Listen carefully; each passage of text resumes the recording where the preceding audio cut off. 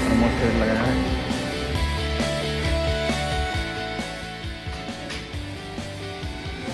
यहाँ से face in होता है, यहाँ से आउट होता है, और ऑरेंज वाला मीडियम स्पीड का होता है। ये 3 बार अपने इसके लिए यहाँ पे लगेगा, तो यहाँ से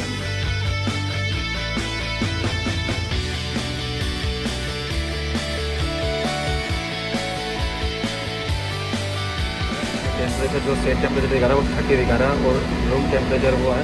एक हनीवेल का इनकॉम का स्टार्ट ये